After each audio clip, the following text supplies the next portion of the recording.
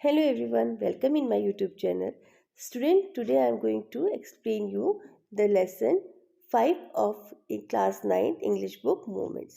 And the title of the chapter is Happy Prince.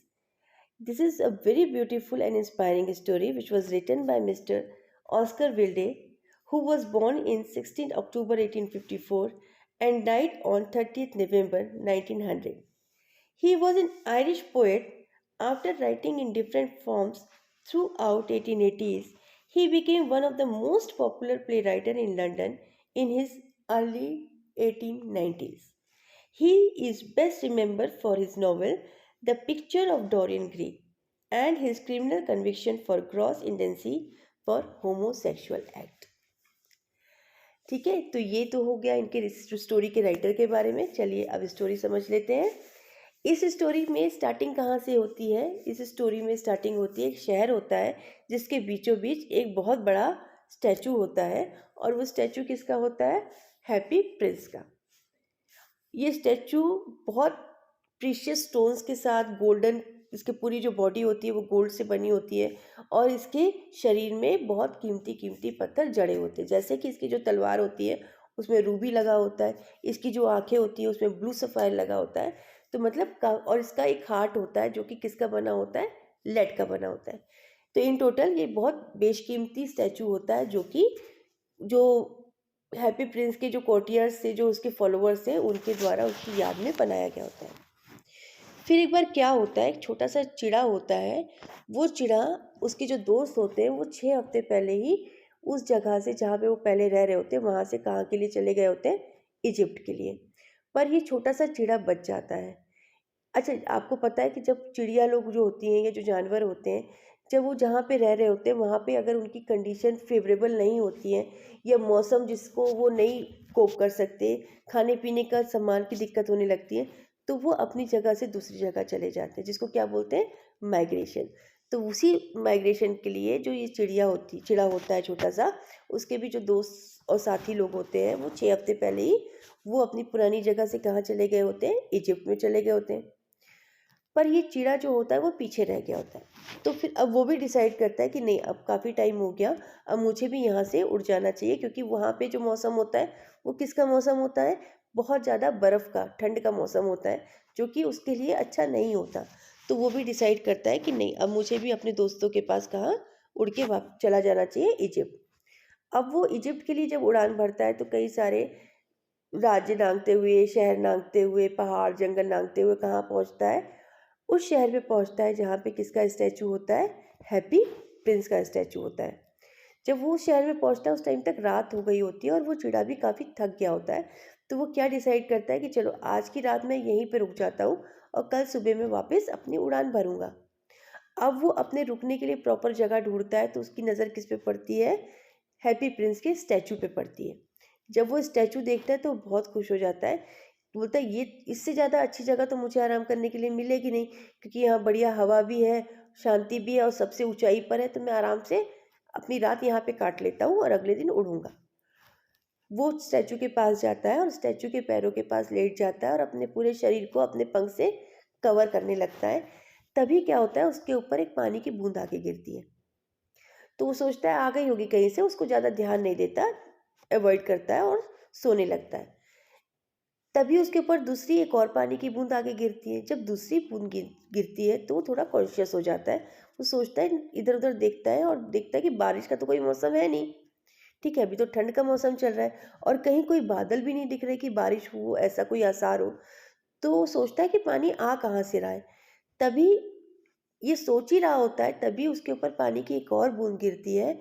जैसे ही बूंद गिरती है तो उस चिड़े की नज़र कहाँ जाती है? उस स्टैचू के फेस की तरफ जाती है। जब वो फेस की तरफ देखता है तो वो समझ जाता है कि जो पानी गिर रहा है ये स्टैचू के फेस की जो आँखें हैं वहीं से गिर रहा है। तो वो उड़ता है और कहाँ पहुँचता है? उस उसके फेस के पास पहुँचता है स्टैचू के, और उससे पूछता है कि हाँ बताओ भाई, क्या दिक्कत है तुम्हें, तुम रो क्यों रहे हो? तो वो प्रिंस का जो स्टैचू है वो क्या बोलता है कि मैं जब जिंदा था तब मैं बहुत खुश रहता था। ठीक है, मैंने कभी अपनी ज़िंदगी में दुख तकलीफ परेशानियाँ ये सब नहीं देखी और मैं इतना खुश रहता था, इसीलिए मुझे जो मेरे दरबारी लोग थे और जो मेरे चाहने वाले थे या जो मेरे फॉलोवर्स से आसपास के लोग थे, वो मुझे क्या कहते थे, हैप्पी प्रिंस। उनने मेरा नाम ही हैप्पी प्रिंस रख दिया था। लेकिन मरने के बाद जब मेरा स्टैचू बनाया गया और मुझे शहर के बीचों बीच लाके खड़ा कर दिया गया, तो अब मैं जब अपने आजू बाजू देखता हूँ तो मुझे समझ में आता है कि ये लोग कितने परेशान हैं। जो गरीब लोग हैं, वो जो ज़रूरतमंद है, वो कितनी तकलीफ़ में है। ना उनके पास पहनने के लिए कपड़े हैं, ना खाने के लिए खाना है, ना उनके पास रहने के लिए कोई प्रॉपर सुरक्षित जगह है। मतलब वो लोग बहुत ज़्यादा तकलीफ में, यहाँ तक कि छोटे छोटे बच्चे भी परेशान हैं। जब मैं उन लोगों की ऐसी दयनीय स्थिति देखता हूँ तो मेरा दिल पसीज जाता है और मुझे रोना आ जाता है। अब वो चिड़ी से बात करते करते बोलते, जैसे अभी मैं तुमसे बात कर रहा हूँ, फिर भी मेरी नज़र पड़ी कि मेरे ही शहर में एक छोटी सी खिड़की है और उसके अंदर एक बुढ़ी औरत बैठी है जो कि क्या काम कर रही है, सिलाई का काम कर रही है, एम्ब्रॉयडरी का काम कर रही है। और वो बहुत बुढ़ी है, बहुत गरीब है। उसके पास ही उसका एक छोटा सा बच्चा बैठा हुआ है जो कि बीमार है। ठीक है, बीमार है और अपनी माँ से किस चीज़ की जिद कर रहा है, ऑरेंजेस की। पर उसकी माँ उसको वो ऑरेंजेस नहीं दिला सकती क्योंकि उसके पास उतने पैसे नहीं हैं। इसीलिए वो अपने काम को जल्दी जल्दी कर रही है ताकि वो अपने काम को फिनिश करेगी तो उसके बदले में उसे जो पैसे मिलेंगे उससे वो अपने और अपने बच्चे की देखभाल कर सकती है। और उसके पास इतना, मतलब वो इतनी परेशान है कि वो अपने बच्चे की बीमारी होते हुए भी, बच्चा बीमार है, वो जिद कर रहा है, लेकिन फिर भी वो बेचारी उसको नहीं देख पा रही, उसको अवॉइड कर रही है। तो उस चिड़े से कहता है कि तुम मेरी एक मदद कर दो। तुम मेरी जो तलवार है उसके जो, उसमें रूबी पत्थर लगा हुआ है, प्रीशियस स्टोन लगा हुआ है, वो निकालो और वो निकाल के ले जाके उस बुढ़ी औरत को दे दो ताकि वो उससे, उसको कुछ मदद मिलेगी, वो उसको ले जाके बेच देगी तो कुछ पैसे मिलेंगे। कुछ पैसे मिलेंगे तो उस बुढ़ी औरत और उसके बच्चे की कुछ मदद हो जाएगी। तो चिड़िया कहती है, नहीं नहीं, मैं ये काम नहीं कर सकती। मेरे को तो इजिप्ट में जाना है, अपने दोस्तों के पास जाना है, मैं ये काम नहीं कर सकती। तो जब उसको बहुत ज़्यादा इंसिस्ट करता है प्रिंस, और फिर उससे कहता है कि देखो, तुम्हें मेरा ऑर्डर मानना पड़ेगा क्योंकि मैं प्रिंस हूँ, तो तुम ये ले जाके उसको दे के आओ। जब प्रिंस ऐसा कहता है तो चिड़िया मान जाती है, बोलती ठीक है, मैं कर देती हूँ। उसकी तलवार में से वो रूबी निकालती है और ले जाके बुढ़िया को देने के लिए उसके घर की तरफ उड़ने लगती है। जब वो उड़ रही होती है तभी वो एक बालकनी से क्रॉस होती है और उस बालकनी में एक लेडी खड़ी होती है, young lady with her fiance, उसके मंगेतर के साथ। तो वो उसकी बातें सुनती है, वो चिड़ा उसकी बातें सुनता है कि वो क्या बातें कर रहे हैं। तो वो सुनता है कि वो जो यंग लेडी है वो अपने फियांसे से कहती है कि मैंने पता नहीं किस आलसी बुढ़िया को अपना गाउन दे दिया, पता नहीं वो टाइम पे तैयार कर पाएगी कि नहीं कर पाएगी, क्योंकि मुझे वो गाउन कल जो फंक्शन है उसमें पहनना है, जिसमें कि मुझे तो पूरी उम्मीद है कि वो बुढ़ी औरत मेरा गाउन तैयार नहीं कर पाएगी। यही बोल के वो काफ़ी परेशान हो रही होती है। जब चिड़ा वो बात सुनता है तो वो वापस उड़ान भरता है और वो कहाँ पहुँचता है, उस बुढ़ी औरत के घर के पास। फिर वो उसके घर में एंटर करता है उसकी खिड़की से और वो देखता है कि जो बुढ़ी औरत है वो गाउन बनाते बनाते बेचारी वहीं पे सो गई है थक के, और उसी के पास उसका बच्चा भी, जिसकी तबीयत ठीक नहीं है, वो भी वहीं पे लेटा हुआ है, सोया हुआ है। तो वो चुपचाप रूबी उस बुढ़ी औरत के बगल में रख देती है टेबल पे और जाके उसके बच्चे के शरीर पे प्यार से अपने पंख को फहराती है। जब वो ऐसा करती है तो बच्चे को बहुत अच्छा लगता है, वो काफ़ी कंफर्टेबल महसूस करता है। फिर वो चिड़िया वहाँ से उड़ के कहाँ जाती है, वापस हैप्पी प्रिंस के पास जाती है और उसको जाके बताती है कि देखो भाई, जो तुमने कहा था मैंने वो काम कर दिया। तुमने मुझे जो बोला था रूबी पहुँचाने के लिए, मैंने वो बुढ़ी औरत के पास रूबी पहुँचा दिया है। अब मैं कल सुबेरे अपने दोस्तों के पास चली जाऊँगी, इजिप्ट चली जाऊँगी। तो प्रिंस उससे कहता है कि देखो, तुमने मेरी मदद की, बहुत बहुत धन्यवाद, बट तुमसे एक रिक्वेस्ट है कि तुम एक रात और रुक जाओ मेरे पास और अगले दिन उड़ के अपने दोस्तों के पास चली जाना। तो वो चिड़ा जो होता है वो कहता है कि नहीं, मैं ऐसा नहीं कर सकता भाई, मेरे को तो जाना है, वैसे ही मैं इतना लेट हो गया हूँ, मेरे सारे दोस्त निकल गए, मुझे तो जाना है। लेकिन प्रिंस उसको काफ़ी इंसिस्ट करते हैं तो वो मान जाते हैं कि ठीक है, अच्छा बताओ क्या करना है। तो प्रिंस कहता है कि देखो, इस शहर में एक आदमी है जो प्ले राइटिंग का काम करता है। वो बेचारा इतना परेशान है, उसकी कंडीशन इतनी ख़राब है कि उसके पास पहनने के ठीक से कपड़े तक नहीं है, खाने के लिए खाना नहीं है, और वो जो घर में रह रहा है वो भी काफ़ी टूट फूट चुका है। तो जिसकी वजह से वो बेचारा अपने काम को अच्छे से नहीं कर पा रहा। वो ठंड में इतना परेशान है, उसका पूरा शरीर काँप रहा है, उसके ओंठ एकदम लाल हो गए हैं। तो तुम बस इसकी एक हेल्प कर दो कि जो मेरी एक आँख है उसमें से सफ़ायर निकाल के जाके उस प्ले राइटर को दे दो, ताकि उसके बदले में जब वो उसको बेच के कुछ पैसे लेगा तो अपने लिए प्रॉपर सामान लेके आएगा, ताकि वो अपने काम को पूरा करके उस डायरेक्टर को दे सके।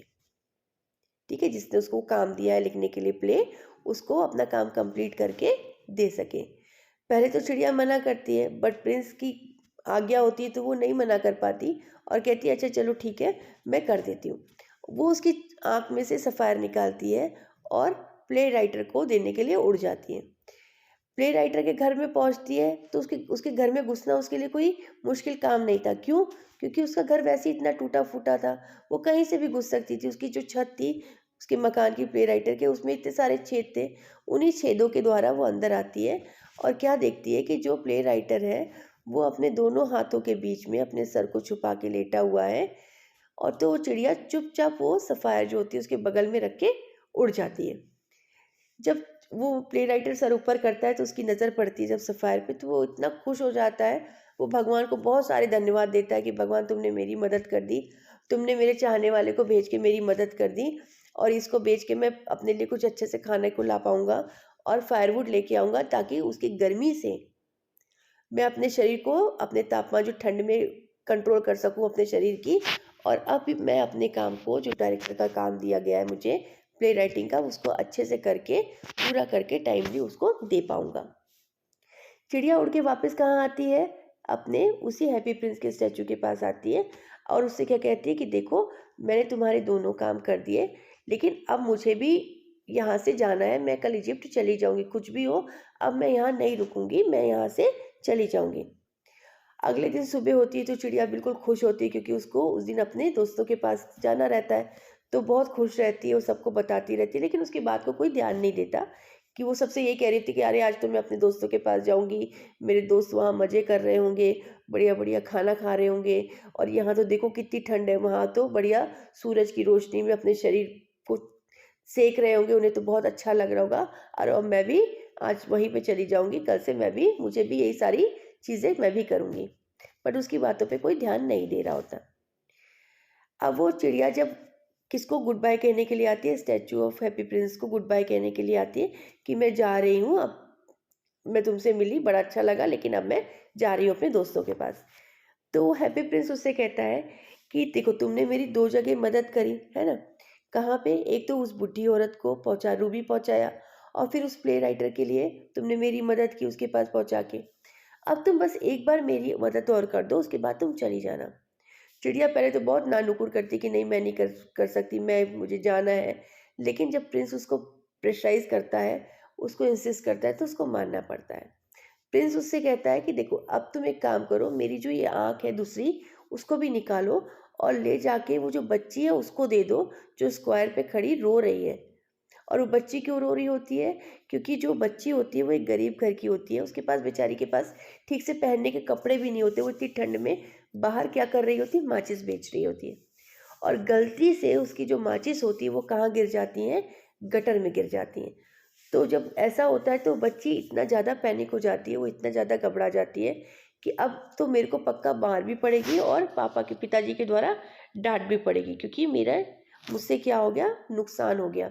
एक तो वैसे ही गरीब थे, किसी तरीके से थोड़ी बहुत माचिस से बेच के पैसे मिलते भी हल्के फुल्के, उसकी भी उम्मीद ख़त्म हो गई थी, क्योंकि वो तो कहाँ गिर गए थे? गटर में। इसीलिए हैप्पी प्रिंस उससे बोलता है चिड़िया से कि तुम मेरी आँख निकाल के उस बच्ची को दे दो। पहले तो चिड़िया बिल्कुल साफ मना कर देता है कि भई मैं ऐसा नहीं करूँगा, क्योंकि मैं ऐसा करूँगा तुम तो अंधे हो जाओगे, फिर तुम क्या करोगे? लेकिन प्रिंस उससे कहता है नहीं, तुम मेरी चिंता मत करो, तुम ये निकालो और उस बच्ची को ले जाके दे दो। अब प्रिंस की आज्ञा वो कैसे टाल सकता था, तो उसको मजबूरीवश, ना चाहते हुए भी, उसने उसकी दूसरी आँख निकाली और ले जाके उस बच्ची के हाथ में दे दी। जब बच्ची को वो मिला तो बच्ची बहुत खुश हुई।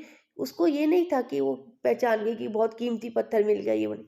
उसको जो पत्थर, चमकीला पत्थर मिला था, उसकी चमक से वो इतना खुश हो गई कि वो भूल गई कि उसकी माचिस गिरी थी, उसका नुकसान हुआ था, और वो जो अभी तक रो रही थी वो सब भूल गई थी। वो बहुत खुश हो जाती है उस पत्थर को पाके, और अपने घर की तरफ भागते हुए जाती है कि उसको लगता है कि घर में जाके मैं अपने पिताजी को दिखाऊंगी कि उसको क्या मिला है, तो वो बहुत खुश होंगे।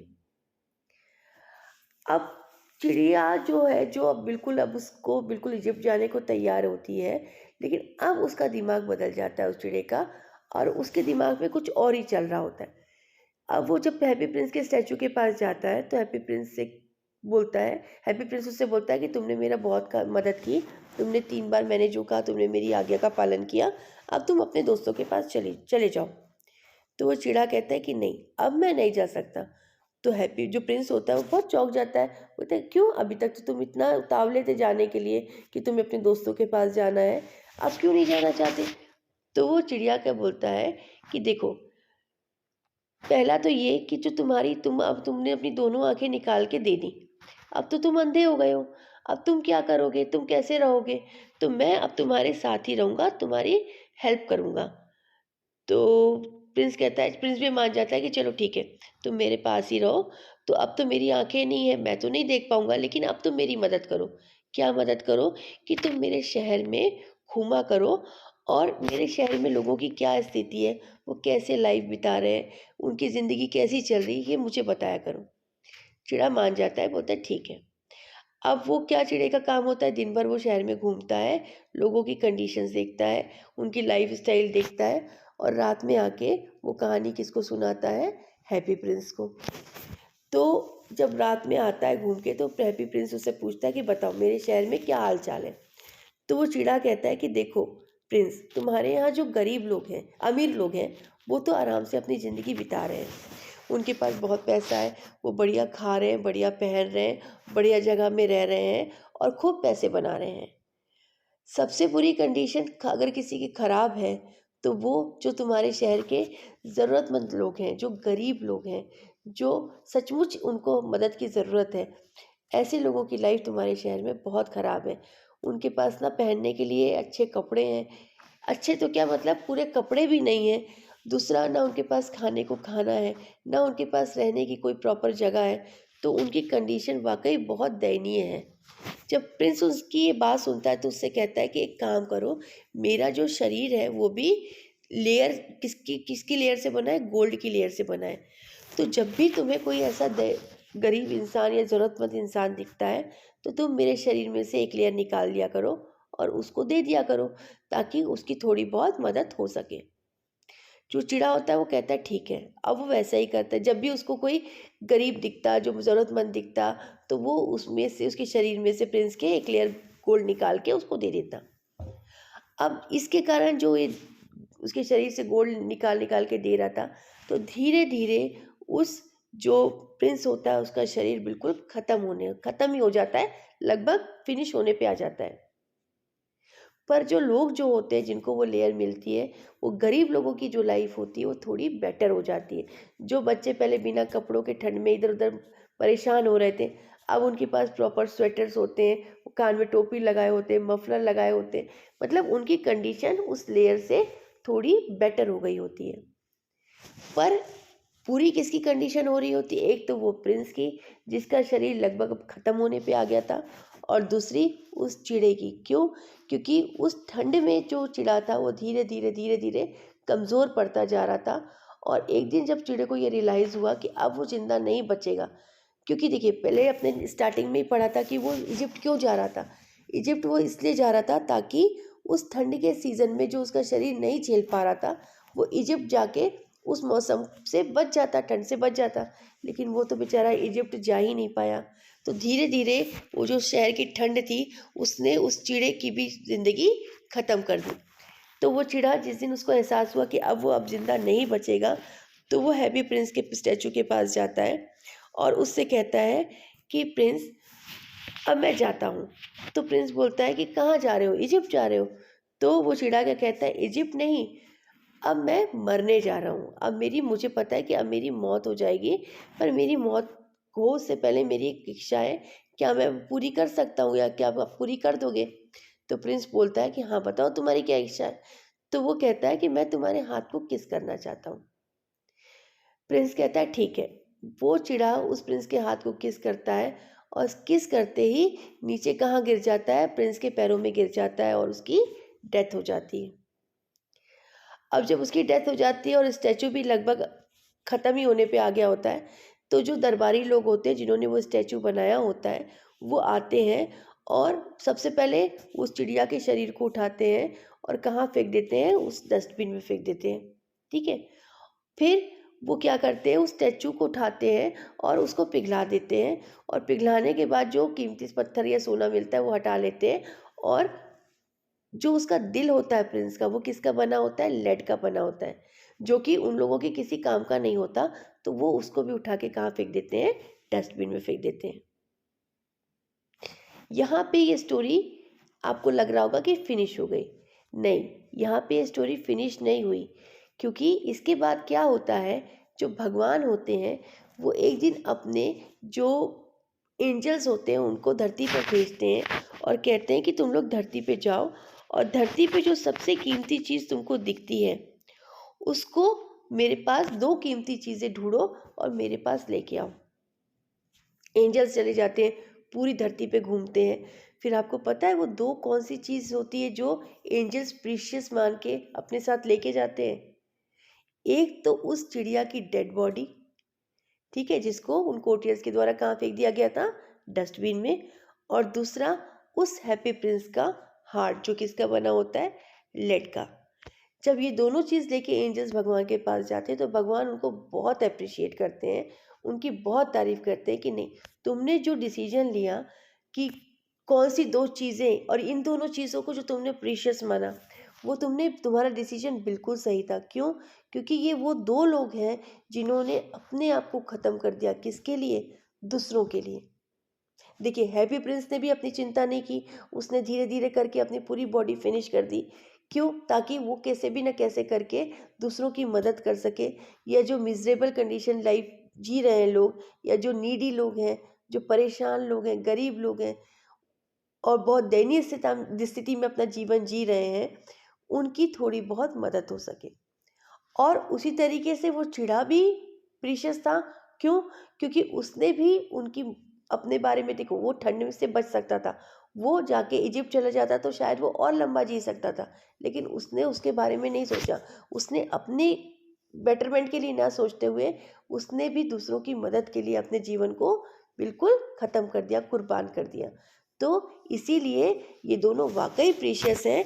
और वो भगवान क्या कहते हैं कि अब मैं ये जो चिड़िया है इसको कहाँ रखूँगा, अपने जो उनका गार्डन होता है, बोलते हैं मैं उसको अपने गार्डन में रखूँगा, ताकि ये हमेशा यहाँ पे रहे और अपने सुंदर संगीत से, मतलब गुनगुनाती रहे।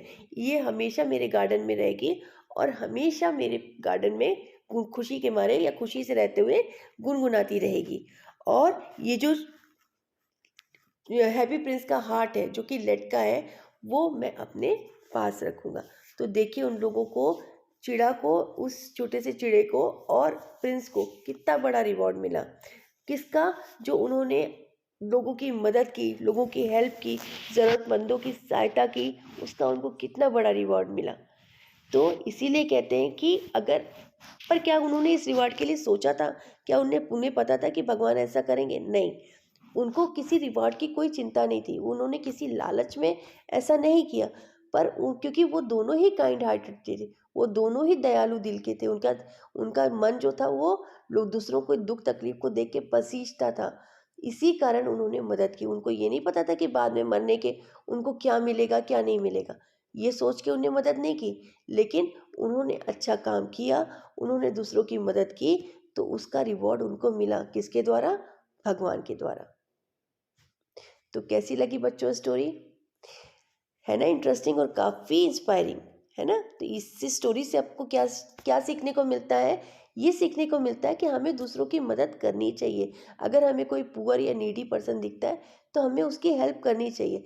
और पर उसके लिए हमें ये नहीं सोचना चाहिए कि हमें कोई रिवॉर्ड दे या उसके बदले में उस कोई चीज़ हमें मिले, ये ना सोचते हुए बिल्कुल अपने मन को साफ रखते हुए दूसरों की मदद करनी चाहिए।